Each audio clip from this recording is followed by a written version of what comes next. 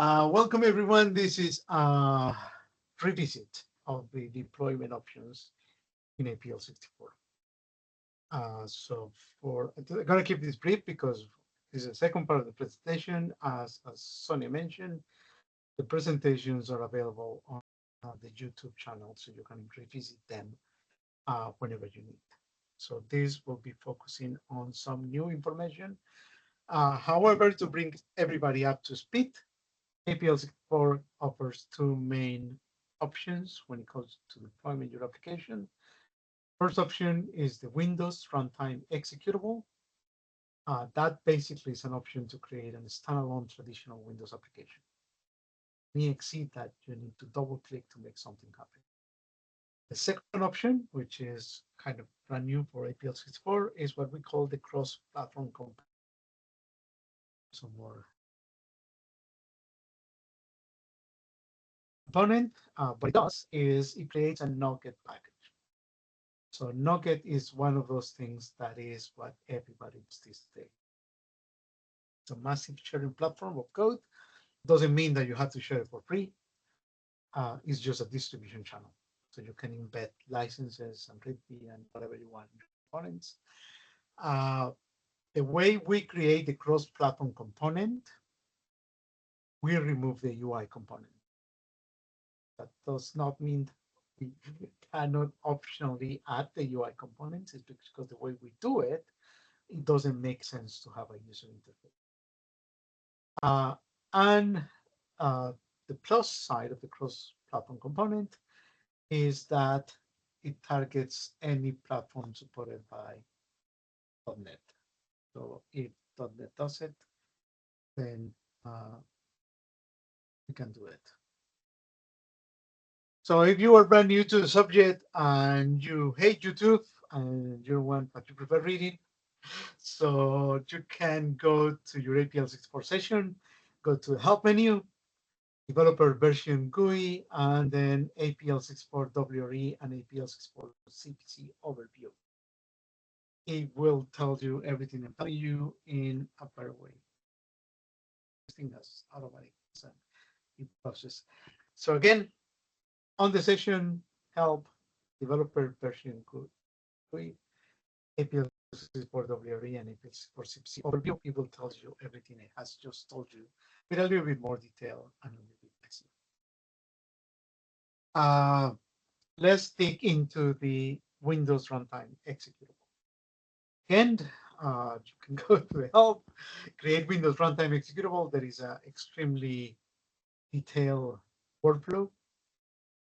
There's the link. I think we also shared these slides, so click the link if that's what you prefer. Most important thing, this is really annoying. This is automatically posted. There is being posted. When the exe is double click, the workspace is loaded and Quadralex is executed. That's what happens when we run in a WRE. What the WRE is, there is a couple of options. So basically what we do under the covers when you publish in a WRE is we create a really, really tiny layer that basically is going to load the workspace. It's going to materialize the files that you have added as additional files. It's going to load the workspace. The workspace will never be materialized on the hard drive. It's embedded inside of this WRE thing.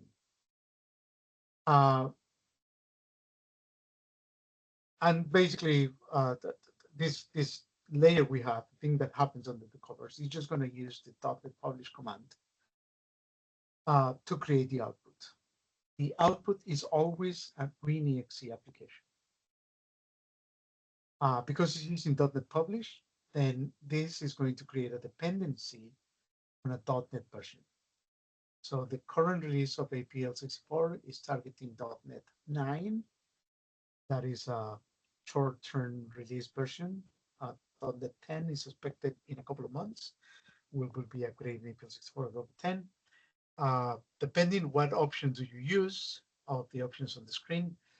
You can set up the output. So if it is a single file, including all dependencies, so you don't have to worry about what version of .NET is needed to run your application.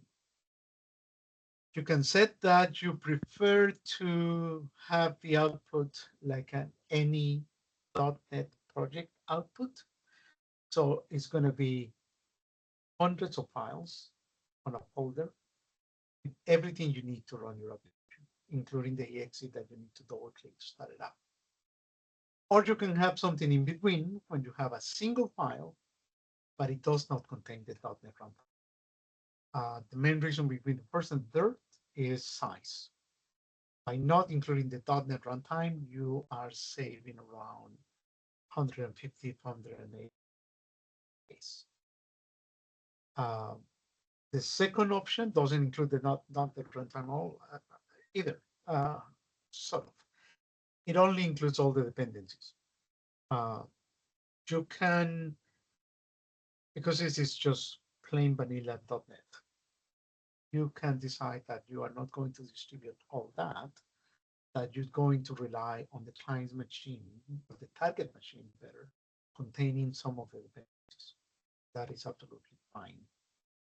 If some of the dependencies are not found, then what you get is an error saying that your application, in order for the application to run, is expected to find certain components.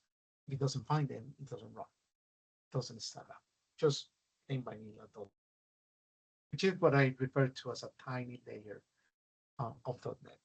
So basically, we have a really, really tiny thing, .NET. The only thing this thing is doing is keeping your workspace as an embedded resource, so it never needs to be materialized on the hard drive. And because it's a .NET application, then you have options. And the output type has been expanded on the original presentation, and now we have the options: folder files or single exe.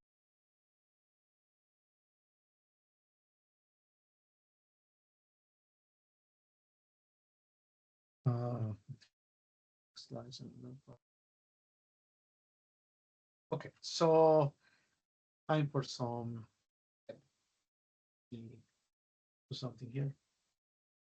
Something good.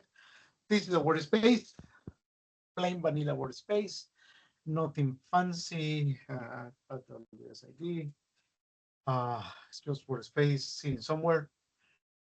It's just going to create a really simple form, and it's going to show some of the things that you may want to be aware of when creating. Basically, the ID, WSID of the workspace, the executable path, the user path, the name of the workspace, and where this thing is running based on .NET. Again, the form, nothing fancy. As traditional APL plus Win runtimes, you need a latent expression, and that's the thing that's going to get executed. As mentioned in the help, the way you do it is you go here to create .NET runtime assembly, create Windows runtime executable, which is going to bring this massive and scary looking form with all the options. Because I have saved the information, I am going to simply load it.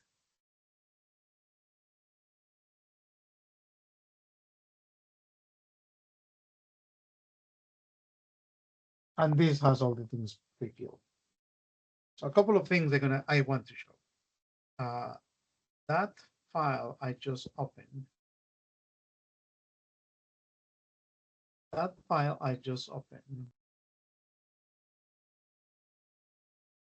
which is this, is the Windows runtime executable information, is nothing more than, of course, this is something a bit fancier.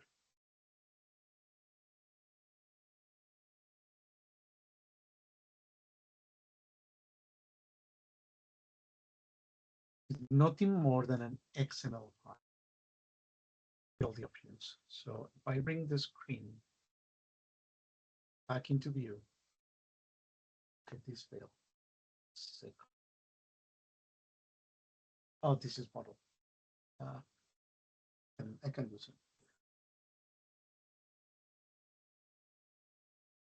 something else. I am going to exit here to resize my window so I can see the file. And I'm gonna go to options again so you guys can see everything. And if you see the contents of the XML file, they are going to match the contents of the window almost line by line.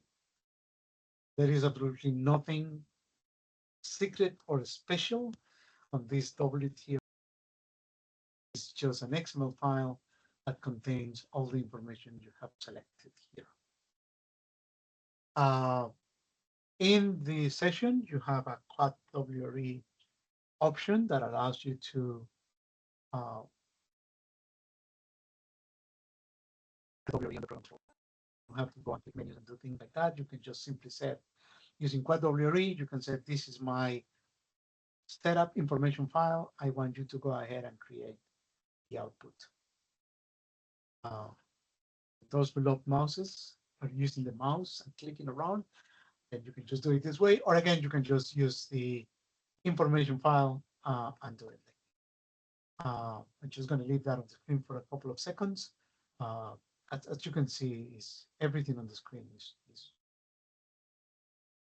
you can change this because it's just an XML file. We have a beautiful quad XML function inside of Apl64, so you can even use APL to change this file any way you want, do it correctly. Otherwise, the quad WRE is not going to work. But you know, if you need to update version, if you need to add more files, remove some files, all the things. The thing I want to bring attention today is to the additional file section. Something didn't cover or didn't cover it all last time. Because of the way the WRE is set up, you may need some files, configuration file, CMD files. Besides dealing with the joiners. So this section here in the middle is how you can add files. And you can point to a folder and require add multiple files in one go, add a whole folder if that's what you want, that you can remove files from this thing. And when not, then you have options whether you want to overwrite the file when the application is running or use the file as it is. What this means is if I run the application, the file will be created if it's not found. If I run the application again and the file is found, then it's not overwritten. Kind of obvious.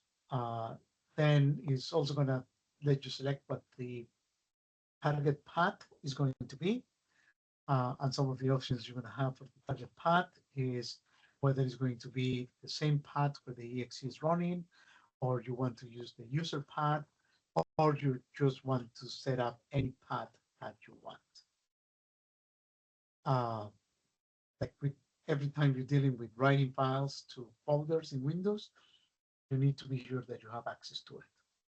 So if you said that you want to write to a custom path and your application is running on a restricted account and kind of like folders, create folders, things like that, then your application is going to fail. And it's going to fail before it starts because the materialization of files happen on startup.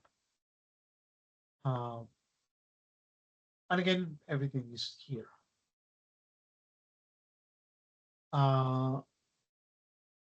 Yeah, I mean, if people want to ask questions, feel free to raise your hand. I will try to pay attention. I have many screens in front of me, so I may lose it for a second. But I think so far we are all on the same page boxes. I have created the WRE already. I'm basically going to be showing just two options today. Again, the difference between the self-contained exe, including all dependencies, or the one without runtime is just size. And the other one is a folder of parts. So I will quickly bring something to my screen. 1 second. This one. So basically, I have published the same WRE to two different folders. So this is the default one when the WRE is created as a single file with all the dependencies. So size, and again, these workspaces are tiny. So the size is around 350 megabytes, contains everything you need to run it, and it's going to be a single file. So this is the target output folder, and it contains the log. I published the file. Um, and these other things that are here, I'm actually going to go ahead and delete them. They are here because I run this before save and making sure the demo runs. Um, if I go to the other one, which is the target files, then what you're going to see is the same log information file, which is the results of the publishing operation.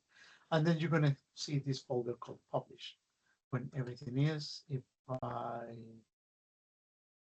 check the size of the folder, then it's about half, 164 megabytes instead of the 300 of the single file, because it does not contain the .NET runtime. It just contains add-on stuff. Just going to go into it, and this is the on stuff it contains. It contains all the files from Apl64 that you need to run your application. It contains some of the files that you need from Microsoft to run the Apl64 runtime, and it contains many other things. I'm not going to go into details. Basically, if you go into your session help about, then you will see all the dependencies Apl64 has. A lot of those dependencies are needed to run applications. So this is the many files that you're going to see here on this folder. But that folder is going to have the exe that you need to run. So this exe here is about 144K. Yeah, if I go back to the target one, same name, but it's going to be everybody clear so far. Good. So I'm just going to double click this thing. I think a couple of seconds. Pop up on a different screen than what I'm presenting. I'm going to double click the other one.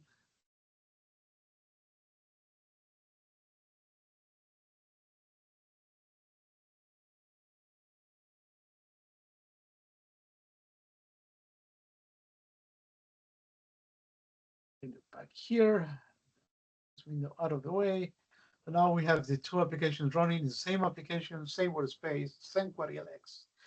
The difference, which is almost impossible to see on this screen, is the location of things. Main one is the ACVV, which is the application domain based executable path for the single file that contains everything. Then it's the middle of nowhere. So it is going to be on your users folder, application data, local, temporary, .NET, the name of your app, and then a unique ID. For the one that is just a file, then it's going to be whatever you run. Everything else is almost the same. WSID and WS name, because the workspace is embedded inside of this thin layer. Then what it says is this is a stream of bytes that has been loaded to be executed. But we don't really have a physical materialization of the word. Everything works just the same. It's just kind of a workspace in memory. It's actually a workspace in memory. Exe path, kind of the same, is where you started, where the original exe is located when you double click it. And then is materialization of files based on the options we selected. And if you forgot the options already, let me bring the screen back on.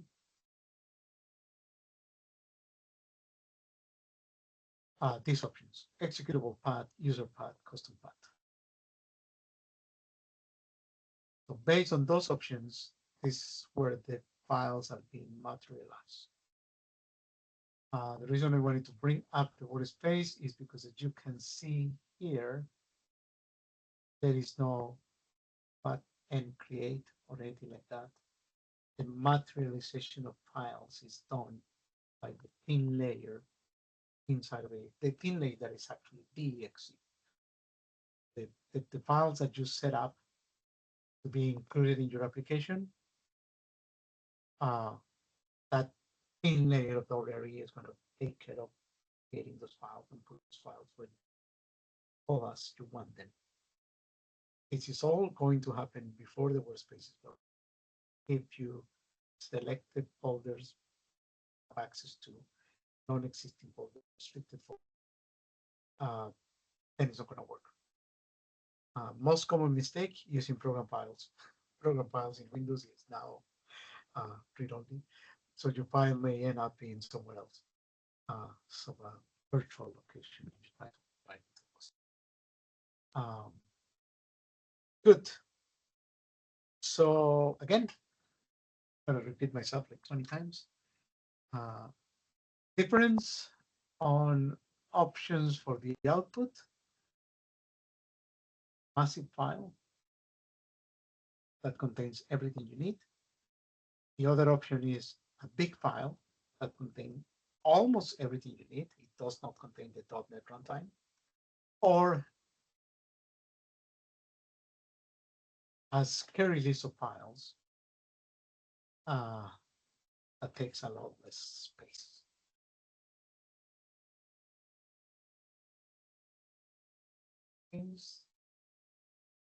Close the applications. As you can see, I have two applications running. This is not model applications or anything like that. You can make your application model if you want.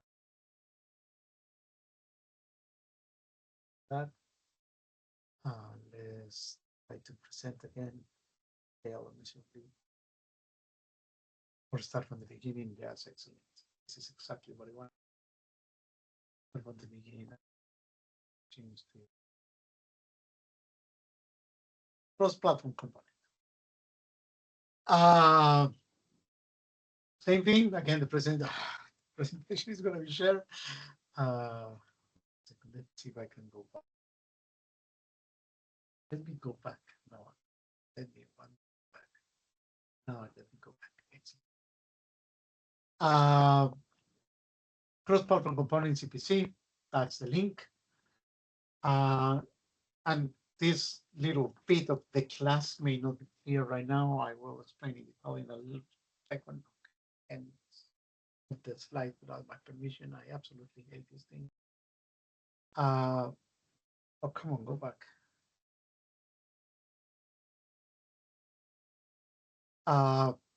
But DLX is also going to be executed. This is really annoying.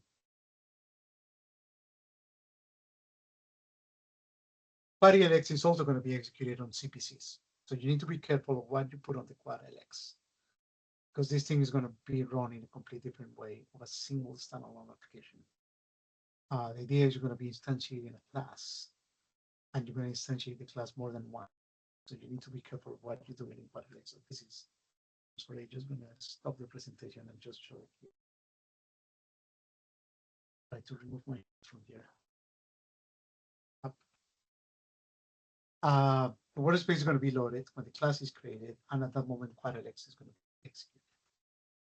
Similar to the WRE, the CPC creates a little light layer that is going to load the workspace that is embedded as a result. When the class is instantiated, QuadLX is executed. You should be expecting the class to be instantiated many times, so you have to be careful what you put QuadLX. Unlike the WRE, QuadLX is not expected, and it's fine if it doesn't exist. Because again, you may be creating an instance of the class hundreds of times, or several times. So basically, Nugget package, again, Nugget is massive distribution of software. Everybody uses it. You can search as a massive directory of things. The fact that it's a package doesn't mean it's free. And we fully license and require fully license and activate that. The workspace that is embedded in the package is 100% of the workspace when you are creating the CPC. It's not only the public function. Public functions, or the functions that are decorated with the public keyword, are used to expose those .NET methods on the class that we're going to be creating. So kind of, we are publishing an API. The API is going to contain a class. The class has a name. I'm going to be asking you for the name of that class on the CPC creation utility. We're going to be using the public functions to expose methods of that class, only methods at this moment. We don't have events either, or asynchronous actions. Those are coming. They are not there yet, coming in the near future. So right now they are just methods. But kind of the important annotation is all the workspaces as a resource, not just the public.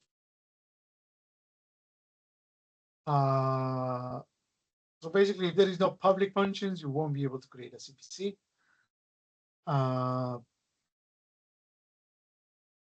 Quick revisit on the types: Boolean, integer, double, character, string, and object.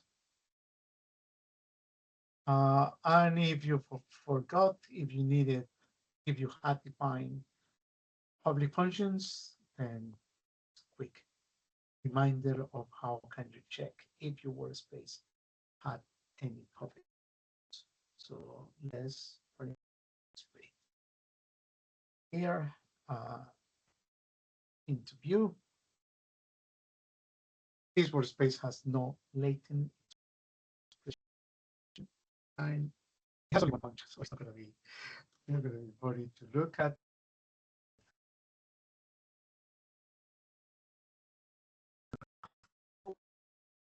And the arguments, the result is going to be what's called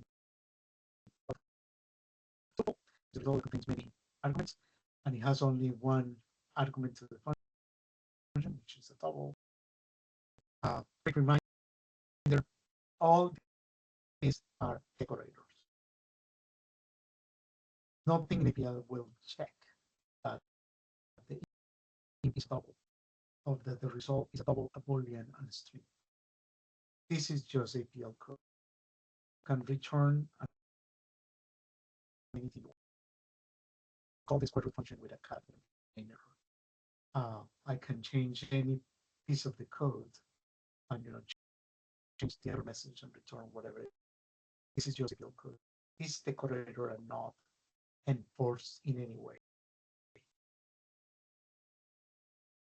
You're going to get domain errors or nonce errors because you told the system that you want to return a double and now you're returning a character or a string. Nothing is going to happen. The same with these things. All the system that you want to return a book, and I can just change this by 99 and nothing is going to happen. It's going to happen to your CPC. It's going to stop working because you told the system you wanted to return a book again, and we do a little check for sending data back and fail if the data that we want to send back doesn't match what you promised it was going to be. So this is an intention of the developer. It's a promise. You don't have to fulfill it, but if you don't, the CPC will fail at runtime. Inside of APL is not going to fail, so we don't check anything.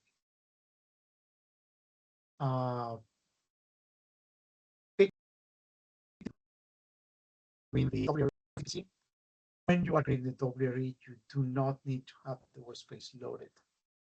You can have a clear session and create a WRE. When you're creating a CPC, because we're going to check that they're public functions, actually, it doesn't matter. You always need to have the workspace you want to publish loaded. So this is the thing. Again, thousands of options.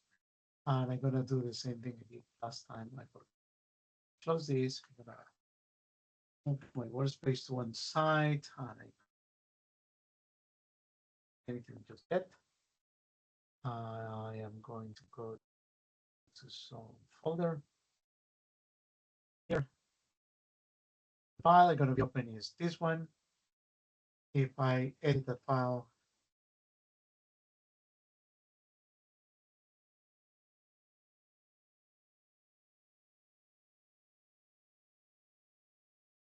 I'm going to go to the WRE and CPC.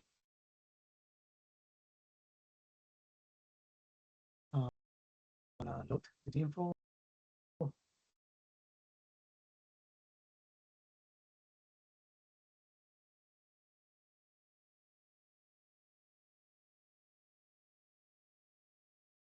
So everything you see here is here. I know it's difficult to see. I don't know if I can zoom in. Maybe I can. Maybe I'm just gonna do something for.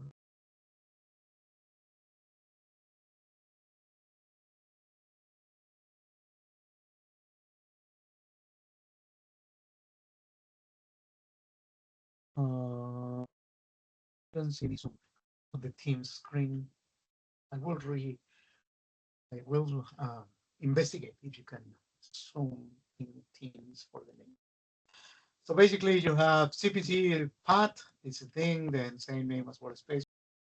Results are just and click on the files configuration, additional files. I don't have any additional files, so it's empty. Then file descriptions, versions, you get package ID, CPC license, which is for the Nugget package if you want to utilize the file right now. The neutral language for the assembly version, all those things that you see on the screen are on the file. It's just an XML file. You can manipulate the file in any responsible way. It will not stop you from creating CPCs. And as the WRE, there is a quad CPC that allows you to grab a file, publish. Big difference, you need the workspace loaded even if you're using quad CPC, because there is a check that validates that you do have public function. It's not that we couldn't do it without loading the workspaces. We haven't done it without loading. Once you publish, I'm not going to hit publish right now because I hit publish it 7 times today. And on the target folder, I'm going to get this thing. This icon is because of all these things I have on my machine. So don't pay attention to the icon because I have many tools on my. The log, which is basically is created always. This file is never going to work on its own. So we just put it there to validate the file was created correctly. So every single time you publish a CPC, I get this big thing.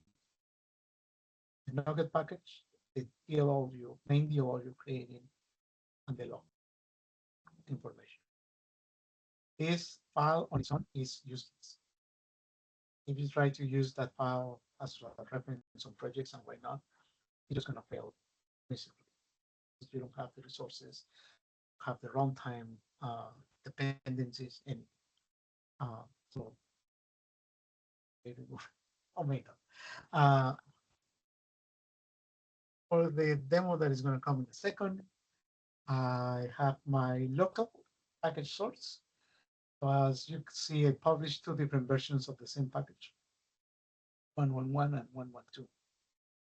The important thing to notice, versions have always had 4 things: major, minor, revision, build. In Nugget, only the first 3 are used. So be careful. If you change the 4th one, Nugget is not going to know that it's different. So it's only the first 3. On the screen, for 4. So, and again, it's because this thing is being validated as an assembly version, so it requires 4 numbers. But for NuGet packages, only the first 3 numbers are used. Good. So let's bring something else on the screen, which is the demo. So what it means to have a package.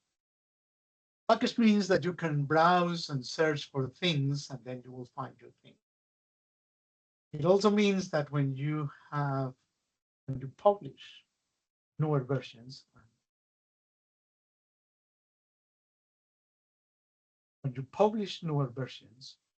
then you will get warned that there are updates to those versions. The developer that is using your API would get notifications that there are new versions of packages available when they use the package manager on any IDE, any decent IDE.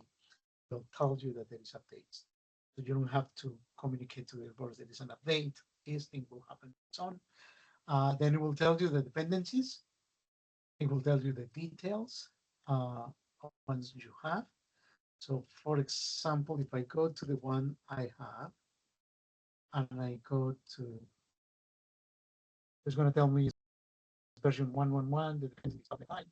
Everything's fine. Then it's going to tell me that there is an update to my package. The update is version 112. At any moment, you can republish a package and change the whether the version is stable or not. It happens to most of us. Sometimes you publish code that wasn't perfect, and you need to take it back. When you are using a distribution network like NuGet, you can realize that you published the wrong thing.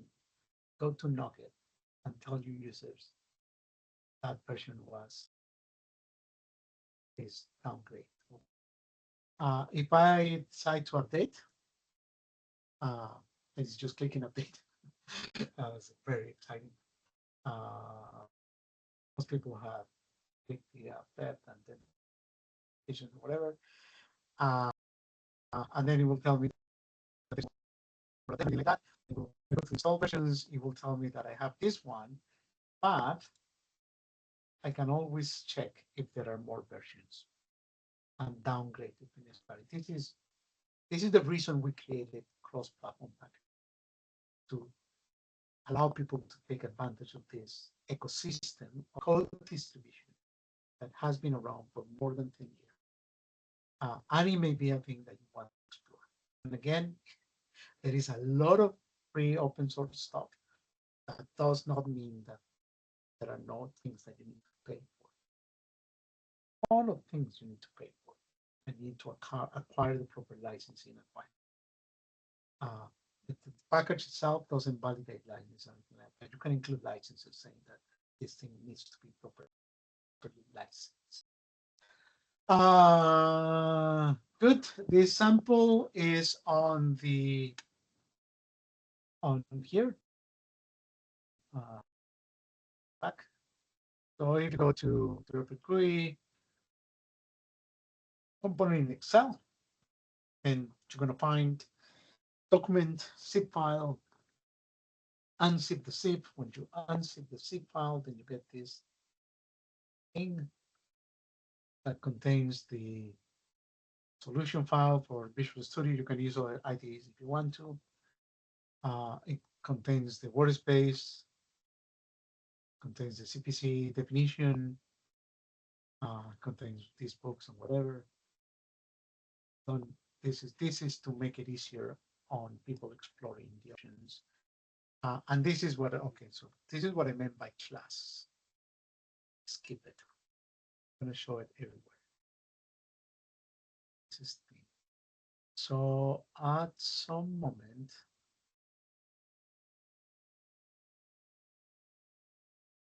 you're going to ask for the class name. Ask for the class name here.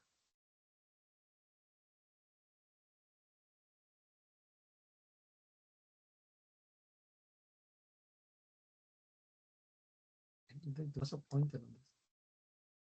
I do know that there is sort of a their own names. I cannot find. Anyway, this is the class name. Okay, this is what I meant by the class name. Is square root class as the class name. And this is what I meant by instantiation. When you create that class, parallel X is going to be executed. What's going to happen when you create the class? Very thin layer. You can also add files on the CPC. Extremely careful how you use this, because your CPC may be running as part of a serverless function. So if you added files and you are depending on files, it's going to get really, really tricky where those files are supposed to be materialized. So use with care. And I think I can zoom this if we want larger, make it easier for people to read. So this is the class name. We asked for it. But root class, this is the instantiation of the class. That's when your workspace is going to be loaded. And workspace, bunch of bytes inside of inside of an embedded resource, loaded, APL engine starts running, and then these things are running, and then your method, which is the name of the public function, is going to exist inside of this class that you created. Let me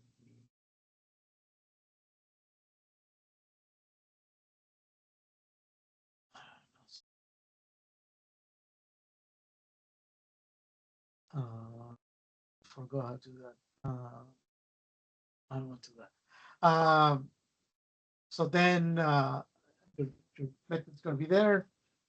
Then you're going to have some hints. It's going to be double. This is the result. This is the argument. Upcoming is a way to create documentation for your method. So there will be a way to document this. So it's more like this.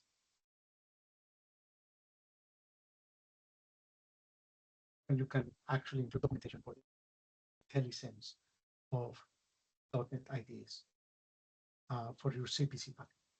That is upcoming. Coming soon.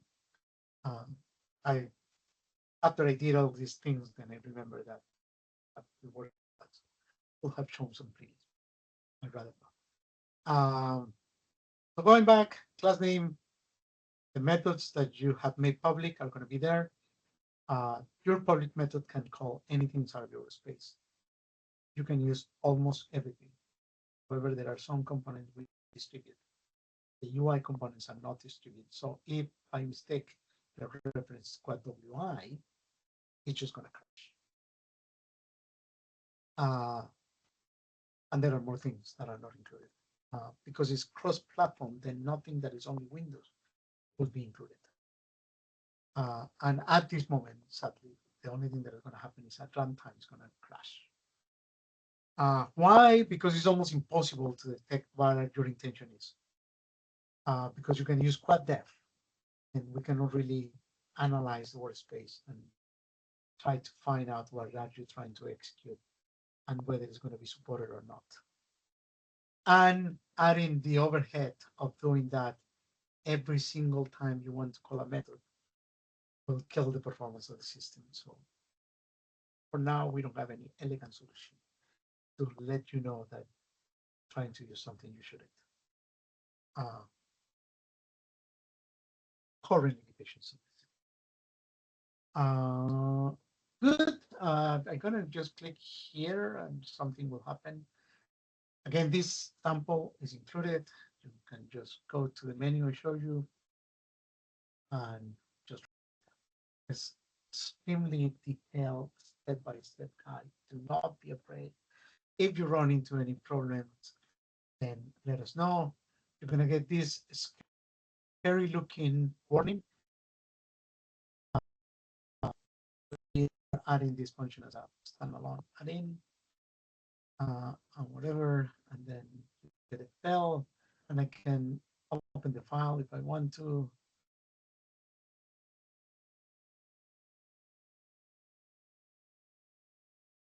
See, and then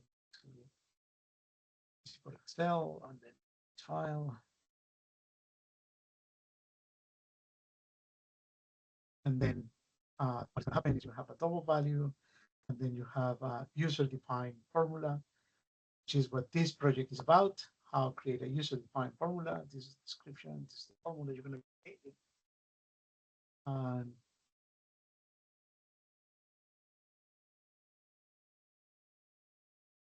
so this thing not running in Excel. I know it doesn't look really exciting, but that thing is calling your function inside of yours. I know it doesn't look like real. That's what is happening. And that is it for today. Somehow I managed to speak for 50 minutes without interrupting. Questions, I guess.